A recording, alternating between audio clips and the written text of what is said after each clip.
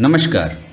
एक बार फिर से स्वागत है आप लोगों का हमारे YouTube चैनल शिक्षा सबको में।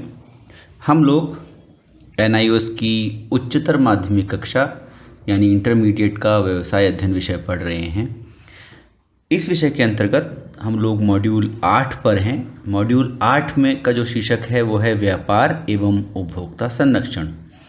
तो इस मॉड्यूल के अंतर्गत हम लोग व्यापार की बात कर चुके हैं।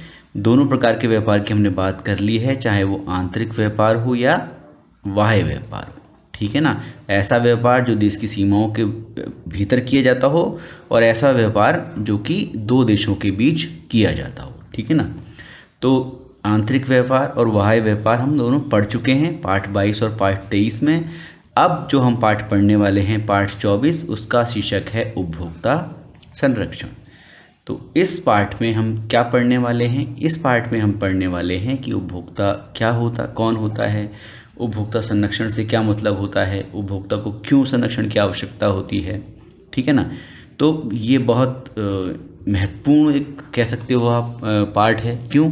क्योंकि ये ना केवल आपकी पढ़ाई में काम आ रहा है बल्कि ज़िंदगी भर पूरे जीवन आपको एक उपभोक्ता की तरह बहुत सारे ऐसे मौके आएंगे जबकि आपको कई सारी प्रॉब्लम्स का सामना करना पड़ेगा, जो कि एक आम उपभोक्ता को करना पड़ता है। तो अगर आपको ये चीज़ें पता होंगी कि क्या आपके अधिकार हैं उपभोक्ता के होते हुए एक उपभोक्ता की तरह क्या आपके अधिकार हैं, आपको कौन कौन से ऐसे संरक्षण प्राप्त हैं जो कि सरकार बहुत सारे कानून बनाए हैं सरकार ने, उन सब का ज्ञान अगर आपको होगा तो आपको अपने हक के लिए लड़ने के लिए आसानी रहेगी। तो ये सब्जेक्ट ना केवल आपकी यहाँ मदद करेगा, ये जो टॉपिक है ये आपके लाइफ में भी आपकी मदद करेगा। तो इसको इस तरीके से पढ़ना है आपको कि आपको कभी भी अगर कोई प्रॉब्लम आती है एज एन उपभोक्ता, एज एन कंज्यूमर, तो आप एज ए कंज्यूमर तो आप उस चीज़ को उसका सामना कर सकते हो। कहाँ शिकायत करनी है, क्या क्या आपके अधिकार हैं, वो सारी चीज़ें आपको पता रहेंगी। ठीक है ना। आपको ध्यान से इस टॉपिक को पढ़ना है, इस सब्जेक्ट इस जो ये चैप्टर है, पार्ट है, उसको पढ़ना है। तो पाठ 24 हम लोग पढ़ेंगे आज उपभोक्ता संरक्षण के बारे में। सबसे पहले बात कर लेते हैं कि उपभोक्ता कौन होता है।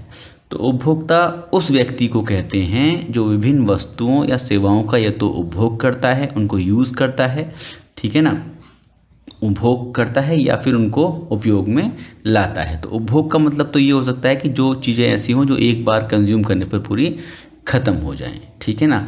और उपयोग वाली चीज़ें वो होती हैं जो ड्यूरेबल गुड्स होती हैं। जैसे कुछ जो वस्तुएं होती हैं, वस्तुओं में उपभोक्ता वस्तुएं भी हो सकती हैं और स्थायी वस्तुएं भी हो सकती हैं। ठीक है ना। ऐसे ही सेवाओं में बिजली, टेलीफोन, परिवहन सेवाएं, थिएटर सेवाएं, ये सारी सेवाएं सम्मिलित होती हैं। तो पहले आपको पता है दो प्रकार की चीज़ें होती हैं, दो प्रकार की उपभोक्ता दो प्रकार की चीज़ें खरीदता है। एक तो होती हैं वस्तुएँ और एक होती हैं सेवाएँ।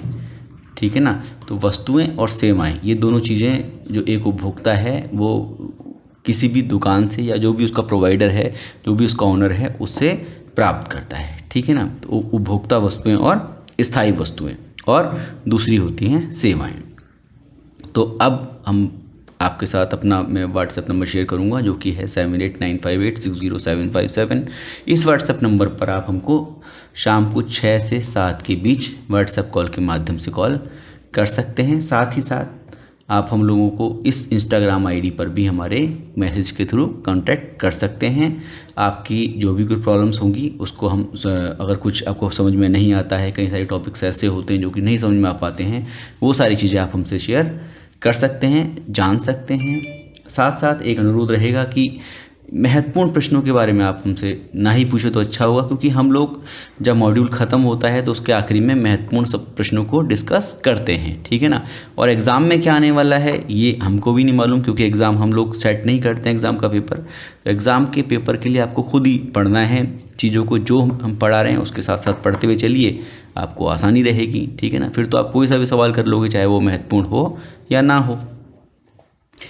अब हम बात करेंगे उपभोक्ता के अर्थ की। तो सामान्यतः कोई भी व्यक्ति उपभोक्ता तभी कहलाता है जबकि वह वस्तुओं और सेवाओं का उपभोग करता है। ठीक है ना। ये तो एक नॉर्मल प्रैक्टिस में है।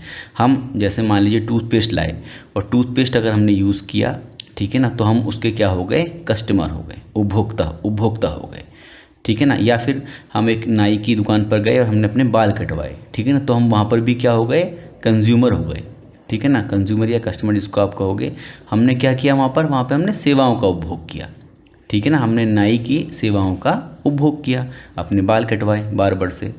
फिर कानून की दृष्टि में क्या होता है, लेकिन कानून की दृष्टि में उपभोक्ता वह व्यक्ति होता है जो वस्तुओं तथा सेवाओं का मूल्य के बदले प्रयोग करता है, ठीक है ना।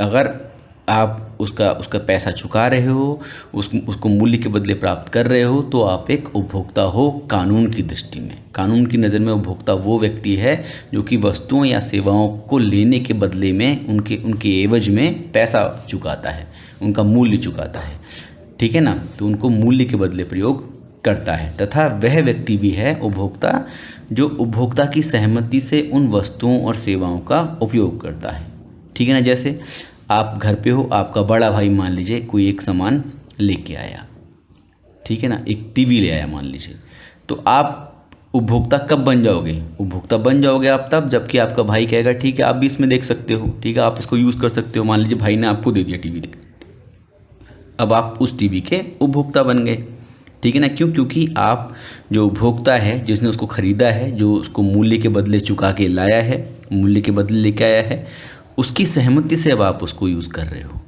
ठीक है ना। उसकी सहमति से वस्तुओं और सेवाओं का उपयोग कर रहे हो, तो अब आप एक उपभोक्ता कहलाओगे कानून की दृष्टि से, ठीक है ना। लेकिन अगर आप कोई चीज़ कहीं से फ्री लेके आ जाते हो, ठीक है ना, उसके बदले उसका कोई मूल्य नहीं चुकाते हो, तो आप एक उपभोक्ता नहीं कहलाओगे, ठीक है ना। मतलब फ्री में अगर या गिफ्ट में कोई वस्तु मिलती है आपको, तो आप उसका क्लेम नहीं कर सकते हो कानून की दृष्टि से, ठीक है ना। वैसे तो आप उसके उपभोक्ता कहलाओगे, आप फ्री वाली वस्तु को भी यूज़ तो कर रहे हो, उपभोक्ता तो कहलाओगे, लेकिन कानून की दृष्टि से एक उपभोक्ता नहीं कहलाओगे।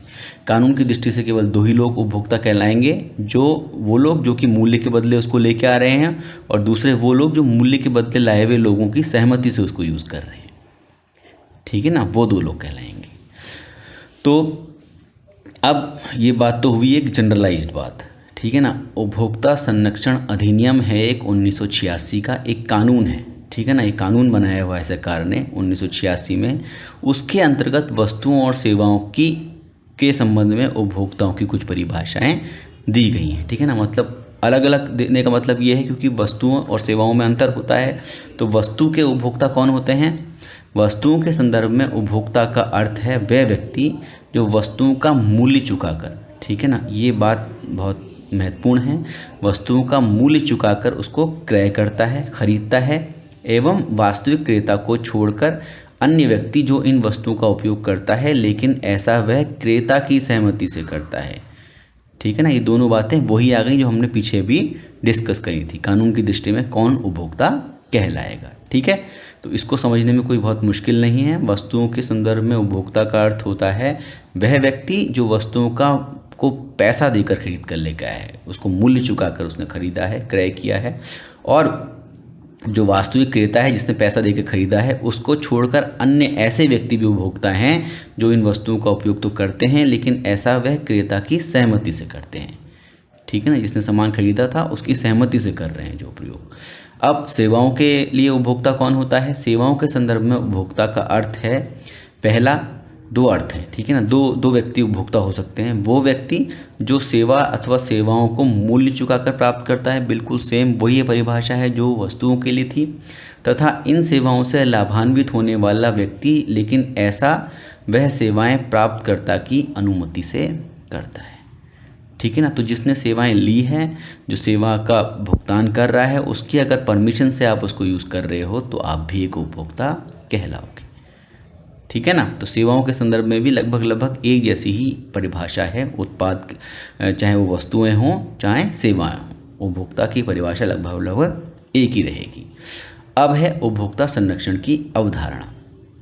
तो उपभोक्ता संरक्षण, ठीक है ना, किसी भी चीज़ का कंजर्वेशन, ठीक है ना, किसी भी चीज़ का कंजर्वेशन या संरक्षण क्या होता है, ठीक है ना, या प्रोटेक्शन जिसको बोलते हैं। तो कंज्यूमर प्रोटेक्शन की जो बात हम यहाँ कर रहे हैं, प्रोटेक्शन कहते हैं बचाव को, ठीक है ना, संरक्षण का मतलब है बचाव। तो उपभोक्ता संरक्षण का अर्थ है उपभोक्ता के हितों एवं उसके अधिकारों का बचाव, या उसके अधिकारों की सुरक्षा। तो जो उसके हित हैं, जो उसके इंटरेस्ट हैं उनकी, और उसके जो राइट्स हैं, जो उसके अधिकार हैं, उसकी सुरक्षा को ही उपभोक्ता संरक्षण कहते हैं। ठीक है ना। दूसरे शब्दों में इसका अभिप्राय व्यवसाय के धोखाधड़ी एवं अनैतिक आचरणों से उपभोक्ता को संरक्षण देना है। यहाँ दो बातें बहुत गौर करने की हैं। व्यवसायी कई बार धोखाधड़ी भी करते हैं और बहुत सारे अनैतिक आचरण भी वो अमल में लाते हैं। बहुत सारे ऐसे अनैतिक आचरण हैं जो कि वो करते हैं। ठीक है ना। प्राय ऐसा देखा जाता है कि वो लोग करते हैं, जैसे कम तोल देना, ठीक है ना, नकली माल बेच देना। ऐसे बहुत सारी चीज़ें हैं जो कि अनैतिक आचरणों में आती हैं। अनैतिक मतलब गलत काम, अनैतिक मतलब गलत, आचरण मतलब काम। ठीक है ना। ऐसे गलत कामों से उपभोक्ता को संरक्षण देने वाले उपायों से किसका मतलब है? उपभोक्ता संरक्षण का मतलब है। तथा उपभोक्ता की जो शिकायतें हैं उन पर त्वरित कार्रवाई करने से। ठीक है ना। तो एक तो उपभोक्ता को संरक्षण देना है अगर धोखाधड़ी या अनैतिक आचरण कर रहा है दुकानदार या व्यवसायी, और साथ साथ जो उपभोक्ता की शिकायतें हैं उन पर त्वरित यानी कि जल्दी से, ठीक है ना, जल्दी से जल्दी कार्रवाई करने से इसका मतलब है उपभोक्ता संरक्षण का। अब ऐसी कौन कौन सी बुराइयां हैं व्यवसायियों की, या ऐसे कौन कौन से गलत काम हैं, व्यवसाय की अनियमितताएं हैं जो उपभोक्ता का शोषण करते हैं। ठीक है ना। तो सबसे पहले आती है मिलावटी वस्तुओं का विक्रय। आपने सुना होगा कई बार कि बहुत सारी मिलावटी चीज़ें लोग, दुकानदार, व्यवसायी मिलाते हैं चीज़ों में। ठीक है ना। जैसे बहुत एक शहद में बहुत देखा गया था कि मिलावट हो रही है, उसमें चीनी का घोल मिला देते हैं लोग। ठीक है ना। तो शहद में चीनी का घोल मिलाना एक मिलावट है। ठीक है ना। जो कि शहद की कंपनियों को, जो शहद बना रही हैं, उनको नहीं करना चाहिए। ठीक है ना। दूसरा, नकली वस्तुओं की बिक्री। बहुत सारे जो दुकानदार हैं वो नकली वस्तुएं बेच देते हैं लोगों को। जैसे आपको पता है ये फेयर एंड लवली करके एक क्रीम आपको मिलती है बाज़ार में, इसका ही बिल्कुल ऐसा ही नकली बना दिया। देखिए, फेयर माई लव या फोर एंड लव। तो ये क्या है? ये सब डुप्लीकेट है। ठीक है ना। नकली वस्तुओं की बिक्री है, ऐसा भी लोग करते हैं, व्यवसायी ऐसा भी करते हैं। घटिया स्तर की वस्तु का विक्रय। पैसा तो आपसे अच्छा ले लेंगे लेकिन आपको सामान देंगे घटिया स्तर का। ठीक है ना। आपको नकली दे देंगे या घटिया दे देंगे जो कि सब स्टैंडर्ड है।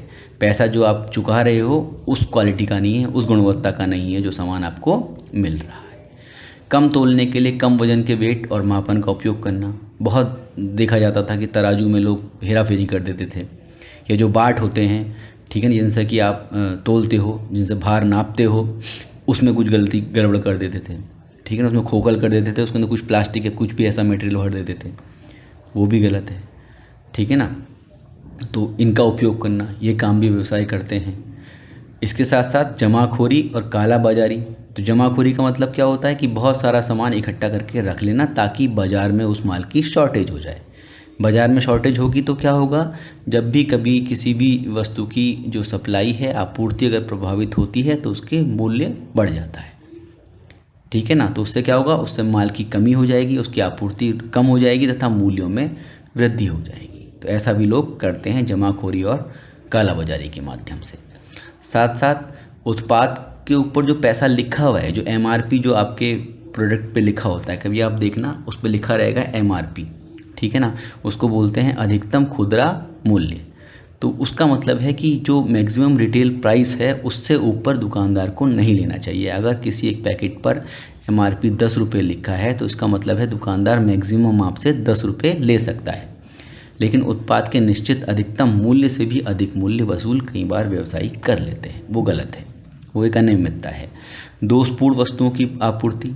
ऐसी वस्तुओं को बेच देना जिसमें कोई फॉल्ट हो। ठीक है ना। आप लेने गए सामान और आपको एक पकड़ा दिया, आपको बताया नहीं, आप देख नहीं पाए, ठीक है ना, तो आपको चिपका दिया उसने, तो वो भी गलत है, वो भी एक अनियमितता है। ठीक है। अगला है गुमराह करने वाले विज्ञापन, अर्थात उत्पाद अथवा सेवा का श्रेष्ठ गुणवत्ता, श्रेणी तथा मानक का झूठा दावा करना। तो ऐसे बहुत सारे प्रोडक्ट के आपने एडवर्टाइजमेंट देखे होंगे जो कि उस अपेक्षा पर खरे नहीं उतरते हैं। कई सारे ऐसे फर्जी विज्ञापन आते हैं। कोई कहता है कि कमर का, जोड़ों का दर्द ठीक हो जाएगा, हमारे तेल को लगाइए। ठीक है ना। कोई कहता है इस कैप्सूल को खाइए, आपकी लंबाई बढ़ जाएगी। तो ये क्या है? ये गुमराह करने वाले विज्ञापन है। ठीक है ना। वो क्या दावा करते हैं कि उनका जो उत्पाद है या सेवा है वो श्रेष्ठ गुणवत्ता वाली है या श्रेणी वाली है, जबकि वो होती नहीं है। तो इस प्रकार के गुमराह करने वाले विज्ञापन देना, ये भी व्यवसाय की एक अनियमितता है, एक बुराई है। अगला है घटिया सेवाएं प्रदान करना, अर्थात तय गुणवत्ता से नीचे स्तर की गुणवत्ता वाली सेवाएं प्रदान करना। आपने कनेक्शन ले रखा है मोबाइल का, आपको 24 घंटे उस पर जो उसकी कनेक्टिविटी है वो मिलनी चाहिए, लेकिन कई बार नहीं होता है, बीच बीच में आपके सिग्नल चले जाते हैं। तो ये क्या है, ये आपको घटिया स्तर की, ठीक है ना, जो आपको तय है कि 24 घंटे आपको सही कॉलिंग होनी चाहिए, सही चीज़, सही आवाज़ आनी चाहिए, उससे कम स्तर की आपको सर्विस दी जा रही है। ये भी एक गलत चीज़ है, ठीक है ना। अब बात करेंगे भारत में उपभोक्ता शोषण के कुछ उदाहरणों की। तो जैसे पहला उदाहरण है कि दुकानदार ने टेलीविज़न सेट की मरम्मत के लिए 200 रुपये ले लिया आपसे, ठीक है ना। आपको पता नहीं था कि आपका जो टेलीविज़न है वारंटी में है, लेकिन आपसे उसने वसूल कर लिए, जबकि जो ये मरम्मत थी उसने वारंटी अवधि में की। वारंटी अवधि क्या बोलते हैं, वारंटी अवधि वो पीरियड होता है, वो समय होता है जब तक कि आप जो प्रोडक्ट है, उत्पाद है, उसकी फ्री मरम्मत के लिए, उसकी मुफ्त मरम्मत के लिए आपको फैसिलिटी मिलती है, ठीक है ना। तो दुकानदार ने आपकी अनभिज्ञता का फ़ायदा उठा लिया, तो ये भी एक प्रकार का शोषण है। एक ही यात्रा के लिए एक ही दिन कई यात्रियों को टिकट बेचे गए, जबकि सीट नंबर एक ही था। तो कई बार ऐसा देखा होगा, लोकल बस टाइप की जो कुछ बसेस होती हैं उसमें प्रॉब्लम हो जाती है कि एक ही सीट को वो 2 लोगों को बेच देता है, ठीक है ना। अब फिर उन दोनों में लड़ाई होती है कि ये सीट किसकी है, ठीक है ना। तो ये भी एक शोषण का उदाहरण है, ठीक है ना। आपने क्यों टिकट बेचा ज़्यादा लोगों को, जब एक ही सीट आपके पास है, उसी सीट को आप 2 लोगों को कैसे बेच सकते हो, ठीक है ना, गलत है ना ये चीज़। ऐसे ही एक स्टेट बैंक ऑफ इंडिया का उदाहरण है। SBI ने 50 रुपये दंड स्वरूप वसूले क्योंकि उसने ग्राहक को चेक बुक दी, जबकि उसके खाते में चेक बुक जारी करने के लिए आवश्यक न्यूनतम राशि शेष नहीं थी। तो स्टेट बैंक ऑफ इंडिया को, यानी कि बैंक को ही चेक करना चाहिए था कि भाई आपके खाते में न्यूनतम राशि है या नहीं है। उसने बिना चेक किए आपको चेक बुक दे दी और 50 रुपये भी काट लिए, ठीक है ना, ये तो गलत है। फिर गैस सिलेंडर की आपूर्ति की गई जो कि तौल में कम था। आपको गैस सिलेंडर जो मिलता है वो मान लीजिए 16 किलो का होना चाहिए, उसके अंदर 16 किलो गैस होनी चाहिए। कुछ गैस उसने निकाल ली, चोरी कर ली, जो आपका गोदाम वाला है गैस की, और आपको केवल 14 किलो दे दी, ठीक है ना। आप थोड़ा ना उसको तोल रहे हो। तो क्या किया उसने, आपके साथ आपका शोषण किया। आपके हिस्से का उसने पैसा लिया 16 किलो का, और आपको माल दिया केवल 12 किलो गैस या 14 किलो गैस, ठीक है ना। तो ये सब क्या है, ये भारत में विभिन्न प्रकार के जो कंज्यूमर्स का, उपभोक्ता का जो शोषण होता है उसके उदाहरण हैं, ठीक है ना। तो ये ऐसे उदाहरण हैं जो कि आपको भी अपनी आम जो ज़िंदगी है उसमें देखने में मिलते हैं। अब हम पूछते हैं कि उपभोक्ता संरक्षण की आवश्यकता क्या है, क्या ज़रूरत पड़ गई कि उपभोक्ताओं को प्रोटेक्ट करना पड़े, उपभोक्ताओं को बचाना पड़े। तो अभी जो हमने एग्जाम्पल्स देखे कि किस किस प्रकार से आपको जो व्यवसायी हैं वो अपनी गलत प्रैक्टिसेस के सहायता से शिकार बना सकते हैं, ठीक है ना, आपको ठग सकते हैं, आपको बेवकूफ़ बना सकते हैं। तो इन सब को रोकने के लिए उपभोक्ता संरक्षण की आवश्यकता आपको भी लग रही होगी, ठीक है ना। आपको भी लग रहा हो कि ऐसे कुछ उपाय तो होने चाहिए जिससे कि उपभोक्ता बच पाए, उपभोक्ता को संरक्षण प्राप्त हो। तो जो प्रचलित अनुचित व्यवहार है, जो व्यवसायी गलत व्यवहार करते हैं और उपभोक्ताओं को भुक्तभोगी बनने की जो मजबूरी है, वो बेचारे कुछ करने के लिए उनके पास है नहीं, अगर वो फंस गए तो फंस गए। तो उसको ध्यान में रखकर ये आवश्यक है कि जो उनकी शिकायतें हैं उनको दूर करने के लिए उन्हें शारीरिक सुरक्षा प्रदान की जाए, उनके आर्थिक हितों की रक्षा की जाए, ठीक है ना, उनको किसी प्रकार का पैसे का कोई नुकसान नहीं होने पाए, उन्हें आवश्यक सूचना प्रदान की जाए तथा उत्पाद के संतोषजनक मानक हों। कैसे मानक हों, जो संतोषजनक हों, मतलब इससे मतलब यह है कि इस प्रकार के उत्पाद बनाए जाएं जिसका कि उपयोग करने पर ग्राहक संतुष्ट हो पाए, उसको संतोष मिल पाए, और साथ साथ कानूनी उपाय भी किए जाएं। कानूनी उपाय का मतलब है कि अगर कोई नहीं सुन रहा है, दुकानदार आपकी नहीं सुन रहा है, तो ऐसी जगह होनी चाहिए कानूनी रूप से जहां की जाकर आप उसके खिलाफ केस कर सकें, दावा कर सकें, ठीक है ना। तो ऐसा कोई सुनने वाला मैकेनिज़्म होना चाहिए, इसकी आवश्यकता देखी गई, इसलिए हमको उपभोक्ता संरक्षण की आवश्यकता पड़ी। अब उपभोक्ता संरक्षण के पक्ष में कुछ जो तर्क देते हैं, कुछ चीज़ें हैं जिससे कि सिद्ध होता है कि उपभोक्ता संरक्षण होना चाहिए, उपभोक्ता का बचाव होना चाहिए। सबसे पहला है सामाजिक दायित्व। तो हर जो व्यवसायी है उसका एक सामाजिक दायित्व होता है उसकी एक रिस्पॉन्सिबिलिटी है किसके प्रति, समाज के प्रति, कि वो जो माल बेच रहा है वो अच्छी गुणवत्ता का हो, उसके माल से किसी को भी कोई परेशानी ना हो, ठीक है ना। वो सारी जो चीज़ें हैं, जो वो बोले, जो क्लेम करे, वो सारी सुविधाएं उसके प्रोडक्ट में लोगों को मिलनी चाहिए। अगला है जागरूकता में वृद्धि। उपभोक्ता संरक्षण इसलिए भी ज़रूरी है ताकि लोगों में, जो कंज्यूमर्स हैं, उनमें जागरूकता आ जाए। अगर कंज्यूमर्स में जागरूकता आ जाती है, उसमें वृद्धि होती है, तो अपने आप ही जो उपभोक्ता है वो अपना बचाव कर पाएंगे, ठीक है ना। अगर आप अपनी हेल्प करेंगे तभी दूसरे आपकी हेल्प करेंगे, ठीक है ना। तो इसलिए जागरूकता में वृद्धि की बड़ी आवश्यकता है। ये भी उपभोक्ता संरक्षण के पक्ष में एक तर्क के रूप में दिया जाता है। फिर उपभोक्ता संतुष्टि। तो जो अल्टीमेट व्यवसायियों का जो गोल होना चाहिए, जो लक्ष्य होना चाहिए, वो होना चाहिए उपभोक्ता की संतुष्टि। क्यों? क्योंकि आज के युग में उपभोक्ता एक राजा की तरह होता है, ठीक है ना। और ये पता भी हमने पिछले भी कई बार डिस्कस किया है कि व्यवसायियों को उपभोक्ता संतुष्टि पर ध्यान देना चाहिए। इसके लिए उपभोक्ता संरक्षण बहुत आवश्यक है। उपभोक्ता को आप जब सुरक्षा दोगे, उसको पता है कि अगर कहीं से भी उसको कोई दिक्कत होती है तो वो कहीं पर क्लेम कर सकता है, कहीं जाके शिकायत कर सकता है, तो वो अपनी संतुष्टि के लिए पूरे प्रयास करेगा। और व्यवसायी भी ध्यान देंगे कि उपभोक्ता संतुष्ट होना चाहिए। साथ साथ सामाजिक न्याय का सिद्धांत।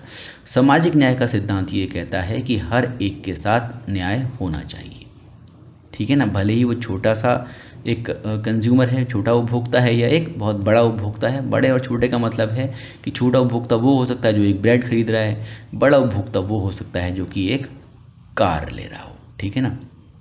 तो चाहे वो कार ले रहा है, चाहे वो ब्रेड ले रहा है, सबको बराबर से न्याय मिलना चाहिए। सामाजिक न्याय का सिद्धांत यह कहता है। फिर एक है प्रन्यासिता का सिद्धांत। तो प्रन्यासिता का सिद्धांत गांधी जी ने कहा है। गांधी जी की जो थ्योरी है उसके हिसाब से गांधी जी कहना चाह रहे हैं कि जो संसाधन होते हैं, जिनके की सहायता से व्यवसाय जो वस्तुओं या सेवाओं का उत्पादन करता है, उन संसाधनों का जो असली मालिक है वो कौन होता है? समाज होता है, ठीक है ना। तो बिजनेस क्या है, व्यवसाय क्या है? व्यवसाय केवल एक न्यास की तरह है, एक ट्रस्ट की तरह है। कैसे है? ट्रस्ट की तरह है।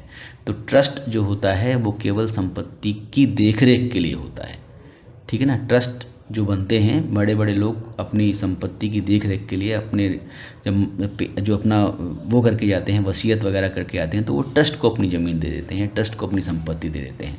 तो ट्रस्ट क्या करता है? वो उस ज़मीन की या उस संपत्ति की केवल देखभाल करता है, ठीक है ना। और उसके एवज में उसको कुछ पैसा, खर्चा पानी ट्रस्ट के कर्मचारियों के लिए मिलता रहता है। तो वही चीज़ है, समाज जो संसाधन हैं वो समाज के हैं। तो इन्हीं संसाधनों का उपयोग कौन करता है? व्यवसायी करता है। तो व्यवसायी का ये फ़र्ज है कि उन संसाधनों का केवल ट्रस्टी की तरह एक यूज़ करे, ठीक है ना। उनको ये ना समझे कि वो उनका मालिक है, वो केवल एक ट्रस्टी है, एक न्यासी है, ठीक है ना। और उसको जो न्याय करना है, उसको जो सही प्रोडक्ट उपलब्ध कराने हैं, वो उसका दायित्व है, ठीक है ना। उसका फ़र्ज है, वो उनके न्यासी की तरह काम कर रहा है, वो उनका मालिक नहीं है संसाधनों का, ठीक है ना। कहने का ये मतलब है कि वो मालिक ना होके केवल और केवल एक देख रेख करने वाला है। तो जो संसाधन उसको समाज से मिल रहे हैं वो उसको समाज के हित में उपयोग करे, ठीक है ना। साथ साथ सबसे लास्ट बात आती है व्यवसाय का बने रहना और उसमें वृद्धि। तो अगर व्यवसायी उपभोक्ता संरक्षण की तरफ ध्यान देंगे तभी वो लंबे अवधि तक व्यवसाय कर पाएंगे और अपने व्यवसाय में वृद्धि कर पाएंगे, ठीक है ना। किसी भी उपभोक्ताओं को या बहुत सारे उपभोक्ताओं को नाराज़ करके आप अपना व्यवसाय नहीं चला सकते। छोटी अवधि में तो भले ही चला लो, लेकिन लंबी अवधि के लिए ऐसा करना संभव नहीं है, ठीक है ना, आसान नहीं है। इसके बाद आती है बात उपभोक्ता संरक्षण के महत्व की। अब क्यों ज़रूरी है, क्या महत्व है उपभोक्ता संरक्षण का? तो उपभोक्ता संरक्षण का महत्व हम दो नज़रियों से देखेंगे। एक तो देखेंगे उपभोक्ताओं के दृष्टिकोण से, उपभोक्ताओं के नज़रिए से, और एक देखेंगे व्यवसायी के दृष्टिकोण से। दो पार्टियां हैं, एक तो है व्यवसायी, ठीक है ना। व्यवसायी कौन होते हैं? जो कि वस्तुओं और सेवाओं का उत्पादन कर रहे हैं। दूसरे हैं कंज्यूमर्स, ठीक है ना, कंज्यूमर्स जो हैं उपभोक्ता। उपभोक्ता क्या कर रहे हैं? जो वस्तुएं और सेवाएं इन्होंने बनाई हैं उसका उपभोग कर रहे हैं, ठीक है ना। उसका उपभोग कौन करते हैं? उपभोक्ता करते हैं, ठीक है ना। तो दोनों के नज़रिए से, उपभोक्ता के नज़रिए से भी और व्यवसाय के नज़रिए से भी इसका क्या महत्व है वो एक एक करके देख लेते हैं। सबसे पहले देखते हैं उपभोक्ताओं के दृष्टिकोण से महत्व। तो उपभोक्ताओं को उनके अधिकारों, उनके कर्तव्यों से संबंधित सूचनाएं उपभोक्ता संरक्षण के माध्यम से प्राप्त होती हैं। साथ साथ जो उपभोक्ता विभिन्न एजेंसियों से सहायता चाहते हैं, जो चाहते हैं कि उनको, जो ऐसी एजेंसियां हैं जो कि उपभोक्ताओं की मदद करती हैं, उनसे कोई मदद मिलती चाहते हैं तो उनको वहाँ उससे सहायता मिलती है उपभोक्ता संरक्षण के माध्यम से। उपभोक्ता संरक्षण उपभोक्ताओं को गलत व्यापार व्यवहारों से सुरक्षा दिलाता है। जमाखोरी, नकली सामान बेचना, ठीक है ना, कम तोल बेचना, इन सब जो गलत व्यवहार हैं इनसे उनको उपभोक्ता संरक्षण सुरक्षा दिलाता है, ठीक है ना, उपभोक्ताओं की सुरक्षा का कार्य करता है। कभी कभी उद्योगों के शोर और गंदगी, जो उद्योग हैं वो जो शोर और गंदगी मचाते हैं, आप देखते होंगे, जिसको कि आप प्रदूषण भी बोलते हो, ठीक है ना, जो प्रदूषण है उससे भी उपभोक्ताओं के स्वास्थ्य पर बहुत बुरा प्रभाव पड़ता है। उपभोक्ता संरक्षण से उपभोक्ताओं को इस दिशा में काफ़ी लाभ पहुंचता है। तो उपभोक्ता संरक्षण के माध्यम से उपभोक्ता प्रदूषण का भी विरोध कर सकते हैं, ठीक है। अब बात आती है कि व्यवसाय के दृष्टिकोण से क्या महत्व है उपभोक्ता संरक्षण का। तो सबसे पहली बात तो है कि व्यवसाय का जो सामाजिक उत्तरदायित्व है, जो उसकी समाज के प्रति जिम्मेदारी है, ग्राहकों को अच्छी किस्म की वस्तुएं उचित मूल्य पर प्रदान करके संपन्न किया जा सकता है। तो उसको चाहिए, अगर उसको अपना सामाजिक उत्तरदायित्व, सामाजिक की जो जिम्मेदारी है समाज के प्रति, उसको निभाना है, तो ग्राहकों को अच्छे किस्म की वस्तुएं उचित मूल्य पर, सही रेट पर वो प्रदान करके कर सकता है पूरा कोई भी व्यवसाय, ठीक है ना, अपनी सामाजिक जिम्मेदारियों को पूरा कर सकता है। और उपभोक्ता संरक्षण इसमें सहायक की भूमिका निभाता है। उपभोक्ता संरक्षण ये इंश्योर करता है, इस बात को करता है कि जो व्यवसाय है वो अपने सामाजिक उत्तरदायित्व को पूरा कर पाए। व्यवसाय अपने उपभोक्ताओं को अच्छी किस्म की वस्तुएं प्रदान करके संतुष्ट करता है, ठीक है ना, हम कई बार बात कर चुके हैं। इससे उपभोक्ता दीर्घकाल तक, बहुत लंबी अवधि तक व्यवसाय से जुड़े रहते हैं, और व्यवसाय से जुड़े रहते हैं तो व्यवसाय चलता रहता है, व्यवसाय लंबी अवधि तक चलता है। यह व्यवसाय के लिए भी लाभदायक होता है। तो ये दोनों के लिए लाभदायक है, ये न केवल उपभोक्ताओं के लिए लाभदायक है उपभोक्ता संरक्षण, बल्कि व्यवसायों के लिए भी लाभदायक है। यदि व्यवसाय अनैतिक व्यापार में संलग्न होता है, अगर वो गलत प्रकार के जो हथकंडे हैं वो अपनाता है, तो सरकार उसमें हस्तक्षेप करती है। सरकार कई बार ऐसी चीज़ों को बंद कर देती है, ऐसे व्यावसायिक प्रतिष्ठानों को बंद कर देती है। आपने देखा होगा मिलावट के मामले में भी कई बार सरकार कार्रवाई करती है और ऐसी दुकानों को सील कर देती है। तो इससे क्या होता है, इससे व्यवसाय की प्रतिष्ठा भी खराब होती है, उससे नाम खराब होता है। एक बार नाम खराब हो जाता है तो फिर उस नाम को बनाने में आपको बहुत टाइम लगता है, ठीक है ना। तो व्यवसाय के दृष्टिकोण से इसलिए उपभोक्ता संरक्षण महत्वपूर्ण है। व्यावसायिक उपक्रमों को नैतिक रूप से ईमानदार रहने की प्रेरणा मिलती है। उनको पता रहता है कि उनको पूछने वाला भी कोई है, अगर वो कुछ गलत करेंगे तो उनकी शिकायत की जा सकती है और उनको उसके एवज में दंड भी मिल सकता है। इससे क्या होता है, इससे लोगों को अच्छी किस्म की वस्तुएं वो प्रदान करते हैं, ठीक है। तो ये था व्यवसाय के दृष्टिकोण से महत्व। अब हम बात करेंगे उपभोक्ता के ज्ञान की। तो ज्ञान की बहुत आवश्यकता है, भले ही वो आपके लिए हो, भले एक नॉर्मल उपभोक्ता के लिए हो। आपके लिए इस समय ज्ञान की आवश्यकता है कि आप अपना एग्ज़ाम पास कर पाओ। उपभोक्ता के लिए ज्ञान की आवश्यकता इसलिए है ताकि वो जो गलत व्यवहार हैं व्यवसायियों के, उनसे बच के रह सकें। तो एक उपभोक्ता जो अपने अधिकारों का पूरी तरीके से ज्ञान रखता है, वह अनैतिक व्यापार के विरुद्ध आवाज़ उठाता है, ठीक है ना। वो अनैतिक व्यापार को, अनैतिक हथकंडों को बर्दाश्त नहीं करता है, उनके खिलाफ आवाज़ उठाता है। इसके अलावा अपने उत्तरदायित्वों का ज्ञान रखने से उपभोक्ता अपने हितों को सुरक्षित कर सकता है, ठीक है ना। अगर उसको पता है उसकी जिम्मेदारियां क्या हैं, उसकी नॉलेज उसको है, तो उसका ज्ञान रखने से उपभोक्ता अपने हितों को सुरक्षित रख सकता है। अब हम बात करेंगे एक बहुत महत्वपूर्ण टॉपिक की, इसका कई बार सवाल आते हैं, उपभोक्ता संगठनों और एनजीओ की भूमिका। एनजीओ बोलते हैं नॉन गवर्नमेंटल ऑर्गेनाइजेशंस, ठीक है, नॉन गवर्नमेंट ऑर्गेनाइजेशन, गैर सरकारी संगठन, ऐसे संगठन जो कि सरकार द्वारा चलाए नहीं जाते हैं। तो उपभोक्ता संगठन और एनजीओ की भूमिका क्या रहती है उपभोक्ता संरक्षण में। तो भारत में 500 से अधिक उपभोक्ता संगठन हैं। ये जब की बात है, अब तो शायद 1000 से भी ज़्यादा संगठन हैं, ठीक है ना। तो इसमें से जो ये 500 संगठन है, इसमें से कई गैर सरकारी संगठन के रूप में काम कर रहे हैं। गैर सरकारी संगठन मतलब NGO, non government organisation, NGO, जो NGO हमने ऊपर बात की थी, इसके रूप में भी काम कर रहे हैं। उपभोक्ता संगठन क्या हैं? उपभोक्ताओं के ऐच्छिक संघ हैं। ऐच्छिक का मतलब होता है ये इच्छा पे निर्भर करता है। तो उपभोक्ता के ऐच्छिक संघ हैं, मतलब उपभोक्ता चाहें तो इन संघों को ज्वाइन कर सकता है, इन संघों में सम्मिलित हो सकता है, ठीक है ना। उपभोक्ता संगठन या फिर गैर सरकारी संगठन उपभोक्ताओं को सुरक्षा पहुंचाते हैं। कैसे पहुंचाते हैं सुरक्षा, उसके बारे में अभी आगे बात करते हैं। तो उपभोक्ता संगठनों और NGO के लाभ क्या हैं, इनसे क्या फ़ायदे होते हैं, ठीक है ना। उससे पता चल जाएगा आपको कि क्या क्या काम उपभोक्ता संगठन या NGO करते हैं। उपभोक्ताओं को उनके अधिकारों और उत्तरदायित्वों के प्रति शिक्षित करना, एक काम तो ये होता है इनका कि ये जो उपभोक्ता हैं उनको उनके अधिकारों और उनके उत्तरदायित्वों के बारे में शिक्षित करते हैं। उनको बताते हैं कि क्या वो उनको मिलना चाहिए अगर कुछ ख़रीदा है तो, और क्या उनके उत्तरदायित्व हैं उस चीज़ को इंश्योर करने के लिए, ठीक है ना। जैसे ये बताएंगे कि अगर आपको कोई ख़राब सामान आपको मिल रहा है तो आप उसके विरुद्ध कंप्लेंट कर सकते हो, लेकिन कंप्लेंट करना तो आपका अधिकार हो गया, लेकिन एक उत्तरदायित्व है कि आपको उस चीज़ का बिल लेना चाहिए, ठीक है ना। तो बिल लेना आपकी जिम्मेदारी है और शिकायत करना, आपको सही माल मिलना, वो सब आपका अधिकार है, ठीक है ना। तो ये ना केवल आपको अधिकारों के बारे में बताएंगे बल्कि आपकी जो जिम्मेदारियां हैं उनके प्रति भी शिक्षित करते हैं।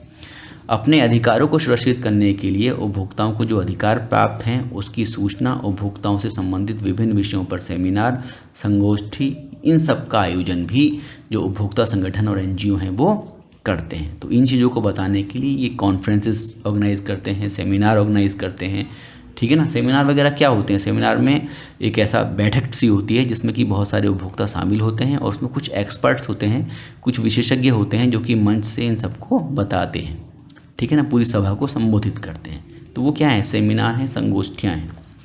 फिर उपभोक्ताओं की स्थिति को पत्रिका में प्रकाशित करना, तो उनकी जो स्थिति है, क्या किस प्रकार की समस्याओं का सामना करना पड़ता है, भाई किस मिस्टर गुप्ता को क्या समस्या हुई उसके बारे में किताब में लिख दिया, या मिस्टर शर्मा को क्या समस्या हुई उसके बारे में लिख दिया।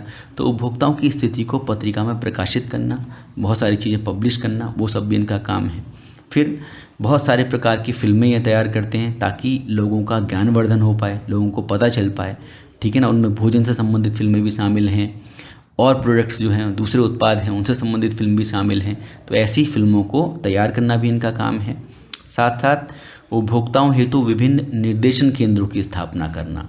निर्देशन का मतलब होता है डायरेक्शन। अगर उपभोक्ता को कोई प्रॉब्लम आ रही है तो वो इन निर्देशन केंद्रों में जाकर अपना डायरेक्शन ले सकता है, मतलब वो बता सकते हैं कि अब आपको क्या करना है। जैसे आपको मान लीजिए आपने 100 रुपये का कोई सामान खरीदा और आपको कोई प्रॉब्लम आ गई, तो अब अगर आपको क्लेम करना है तो आप जाइए, आपकी हेल्प के लिए जो NGO हैं या उपभोक्ता संगठन हैं उन्होंने निर्देशन केंद्र खोल रखे हैं, वहाँ पर जाकर आप संपर्क करिए, वो आपकी मदद करेंगे, कैसे कैसे आपको शिकायत फाइल करनी पड़ेगी, सब पूरा गाइड करेंगे, ठीक है ना। तो ये भी एक उनका काम है। उपभोक्ताओं की ओर से न्यायालय के समक्ष विभिन्न मुकदमे प्रस्तुत करना। कई बार ऐसा भी होता है कि ये न्यायालय में उपभोक्ताओं की ओर से मुकदमे भी प्रस्तुत करते हैं, ठीक है ना। ये भी इनका एक काम रहता है। तो इस प्रकार से आप कह सकते हो लास्ट में कि उपभोक्ता संगठन और NGO बहुत सारे ऐसे प्रकार के काम करते हैं जो कि कई प्रकार से जो उपभोक्ता हैं उनके फ़ायदे में होता है, ठीक है ना, उनके लाभ के लिए होते हैं, ठीक है। तो इस प्रकार से आज का वीडियो यहीं तक, ठीक है। अब आगे का जो दूसरा भाग है उसमें देखेंगे आगे के जितने भी टॉपिक हैं।